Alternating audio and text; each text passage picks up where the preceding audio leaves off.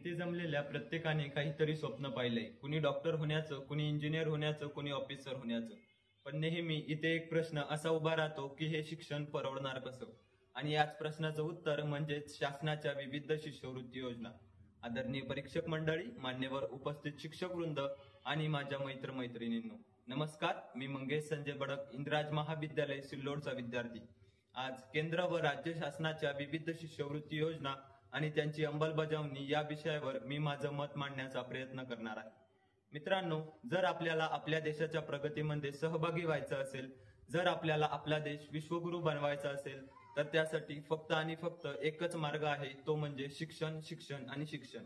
भारतामध्ये शिक्षण हे फक्त ज्ञान मिळवण्याचे साधन नाही, तर समाजामध्ये परिवर्तन घडवण्याचे सामर्थ्य या शिक्षणामध्ये आहे. समाजातील प्रत्येक घटकाला शिक्षणाची संधी समान प्रमाणात मिळावी यासाठी भारतीय संविधानाने तरतूद केली आहे. परंतु खऱ्या अर्थाने विचार केला तर सर्वांना समान संधी मिळते का? दुर्दैवाने नाही. अजूनही अनेक विद्यार्थी आर्थिक अडचणीमुळे शिक्षणापासून वंचित राहतात किंवा शिक्षण अर्धवट सोडून देतात. आणि या समस्येवर मात करण्यासाठी केंद्र व राज्य शासनाने राबवल्या आहेत विविध शिष्यवृत्ती योजना. परंतु मित्रांनो, या योजना गरजेच्या का आहे हे सांगत असताना मला माझा एक अनुभव आठवतो. काही महिन्यापूर्वी मी पेपर देण्यासाठी मुंबईला गेलो होतो. तेव्हा तेथे कंदिवली परिसरातील एका झोपडपट्टीला आग लागलेली होती. ती बघण्यासाठी आम्ही गेलो. तिथे गेल्यावर मी बघितली ती विदारक परिस्थिती. त्या लोकांचं सगळं काही जळून खाक झालं होतं. मुलांची कपडे, वही, पाटी, पुस्तक सगळं संपलं होतं.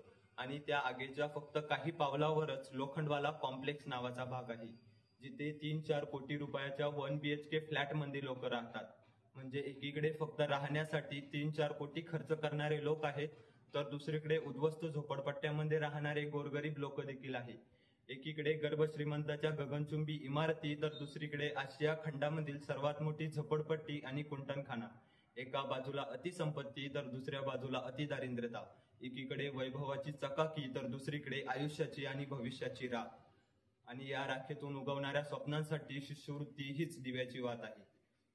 आणि यासारख्या अनेक गोष्टींकडे बघूनच आपल्या केंद्र शासनाने विविध स्तरावर विविध समाज घटकांसाठी शिष्यवृत्ती योजना राबवल्या आहेत.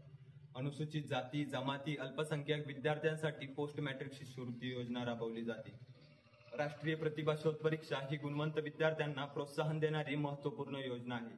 इन्स्पायर स्कॉलरशिप ही विज्ञान शाखेतील विद्यार्थ्यांना संशोधकाकडे आकर्षित करणारी महत्वपूर्ण योजना आहे. प्रधानमंत्री शिष्यवृत्ती योजनेअंतर्गत शहीद जवानांच्या मुलांना उच्च शिक्षणासाठी मदत दिली जाते. त्याचप्रमाणे महाराष्ट्र राज्य हे शिक्षण क्षेत्रात प्रगत राज्य आहे. या राज्याने देखील विविध स्तरावर विविध समाज घटकांसाठी शिष्यवृत्ती योजना राबवल्या आहेत.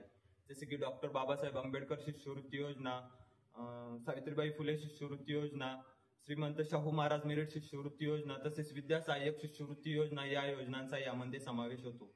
या योजनांचा उद्देश म्हणजे शिक्षणातील विषमता कमी करणे, सामाजिक आणि आर्थिकदृष्ट्या दुर्बल घटकांना मदत करणे, गुणवंत विद्यार्थ्यांना प्रोत्साहन देणे, म्हणजेच माझ्या आणि तुमच्यासारख्या अनेक गरजू विद्यार्थ्यांचा या शिष्यवृत्तीच्या माध्यमातून विकास साधणे आणि अखेर शेवटी या सुशिक्षित युवकांच्या बळावर देशाचा विकास साधणे हेच या शिष्यवृत्ती मागील आपल्या सरकारचं खरं इप्सित आहे, असं मला ठामपणे वाटतं. परंतु मित्रांनो, या योजनांचा खरा परिणाम काय झाला तर शेतकऱ्याचा मुलगा पैशाअभावी कॉलेज सोडणार होता, परंतु शिष्यवृत्तीमुळे तो आज इंजिनियर झाला आहे. गरीब मजदुराची मुलगी शिकणं थांबवणार होती, परंतु सावित्रीबाई फुले या शिष्यवृत्तीमुळे ती आज डॉक्टर बनून समाजाची सेवा करत आहे. डॉक्टर बाबासाहेब आंबेडकर शिष्यवृत्तीवर शिकलेले अनेक विद्यार्थ्यांनी आज IAS IPS अधिकारी बनून देशाला दिशा देत देशाचा कारभार सांभाळत आहे. NTSC आणि इन्स्पायर सारख्या योजनांचा लाभ घेतलेल्या अनेक विद्यार्थ्यांनी आज संशोधन करून भारताचे वैज्ञानिक म्हणून नाव कमवले आहे. त्यांनी फक्त स्वतःसाठी नाही तर देशासाठी विज्ञानाची मशाल प्रज्वलित ठेवली. 2020 मध्ये आपण जैविक युद्धाला सामोरे गेलेलो आहोत. 2019 मध्ये जो कोविड-19 व्हायरस आला होता, जग हादरलं होतं, लाखो लोक त्रस्त झाली होती. पण या काळात अनेक तरुण संशोधक ज्यांनी आपल्या शिक्षणासाठी शासनाच्या शिष्यवृत्ती योजनेचा आधार घेतला, तेच भारताच्या लसीकरण मोहिमेचे, संशोधनाचे आणि आरोग्य व्यवस्थेचे कणा बनले. आणि जगाला त्यांनी परत एकदा विज्ञान आमच्याकडेच आहे, चरक आणि सुश्रुत आमच्याकडेच होऊन गेले, हे परत एकदा सांगण्याचा प्रामाणिक प्रयत्न केला. अशी ही शिष्यवृत्ती, जी फक्त शिक्षणासाठीची मदत नाही तर नव्या राष्ट्राच्या निर्माणाची पायरी आहे. आणि त्याही पुढे जात जर खऱ्या अर्थाने विचार केला तर मला असं वाटतं, योजना जाहीर होणे ही पहिली पायरी आहे, परंतु तिची अंमलबजावणी योग्य पद्धतीनं होणं फार महत्वाचं आहे. मित्रांनो, एखादी योजना चांगली असणं पुरेसं नसतं, ती योग्य पद्धतीने राबवली गेली पाहिजे. शिष्यवृत्ती योजनेचंही तेच आहे.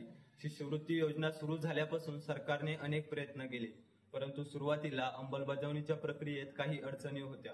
जसे की ग्रामीण भागातील विद्यार्थी, शाळा आणि शिक्षकांना शिष्यवृत्ती योजनेची माहिती मिळत नव्हती. त्यामुळे पात्र विद्यार्थी अर्ज करत नसत किंवा चुकीच्या माहितीवर अर्ज करत. पूर्वी अर्ज करण्यासाठी लांबलचक फेऱ्या माराव्या लागायच्या, कारण अर्ज पूर्णपणे कागदावर होता. कागदपत्रांची पडताळणी अनेक महिने चालायची. कागदावर आधारित प्रकरणामुळे अनेक ठिकाणी भ्रष्टाचाराचे प्रकरण दिसायचे. परंतु आता नॅशनल स्कॉलरशिप पोर्टल, महाडीपीटी यासारख्या ऑनलाईन पोर्टलमुळे विद्यार्थी घरी बसून अर्ज करू शकतात. शिष्यवृत्तीची रक्कम थेट विद्यार्थ्याच्या बँक खात्यात जमा होते. त्यामुळे मध्यस्थीयांचा भ्रष्टाचार कमी झाला आहे. ऑनलाईन पडताळणी, बायोमेट्रिक, आधार लिंक यामुळे कोणालाही अन्यायाने शिष्यवृत्ती मिळत नाही आणि गरजू विद्यार्थ्यांना त्याचा फायदा होतो. प्रत्येक शिष्यवृत्ती वितरणावर स्वातंत्र्य ऍडिट होतो, त्यामुळे निधी योग्य ठिकाणी पोहोचतो. शाळा कॉलेज स्तरावर शिष्यवृत्तीविषयी मोहीम राबवली जाते आणि या मोहिमेचा अनेक विद्यार्थ्यांना फायदा होतो. आणि या सर्व अंमलबजावणीचा विचार केला तर हो, शिष्यवृत्तीची अंमलबजावणी आज तंत्रज्ञानाच्या मदतीने पारदर्शक आणि वेगवान झाली आहे. परंतु अजूनही अर्ज प्रक्रिया पूर्णपणे ऑनलाईन झाली असली तरी पोर्टल वारंवार डाऊन होणं, सर्व्हर एरर, अपलोड फेल होणं, ओटीपी न येणं या तांत्रिक त्रुटी विद्यार्थ्यांना त्रास देतात. काही वेळा अर्ज योग्य असूनही पडताळणी अधिकारी अनुपस्थित असतात किंवा दस्तऐवज तपासणीला विलंब होतो. अशा कारणांनी अर्ज प्रलंबित राहतो. अर्ज मंजूर झाल्यावरही शिष्यवृत्तीची रक्कम वेळेत विद्यार्थ्याच्या खात्यात जमा होत नाही. त्यामुळे विद्यार्थ्यांना फी भरताना अडचण येते. अनेक विद्यार्थी कर्ज घेऊन शिक्षण सुरू ठेवतात. अनेक अर्ज इंग्रजीत असतात. ग्रामीण भागातील विद्यार्थ्यांना ती भाषा नीट समजत नाही. त्यामुळे अर्ज भरताना चूक झाली की तो नाकारला जातो. अजूनही दुर्गम भागातील विद्यार्थ्यांना शिष्यवृत्ती योजनेची माहिती मिळत नाही. त्यामुळे पात्र असूनही विद्यार्थी वंचित राहतात. त्याचप्रमाणे प्रमाणपत्रांची गुंतागुंत आणि जनजागृतीचा अभाव हे अडथळे विद्यार्थ्यांच्या स्वप्नांना रोखत आहे. जर अंमलबजावणी व्यवस्थित झाली तर शिष्यवृत्ती ही फक्त काही विद्यार्थ्यांपुरतीच मर्यादित राहणार नाही, तर प्रत्येक गरजू विद्यार्थ्याच्या आयुष्याला दिशा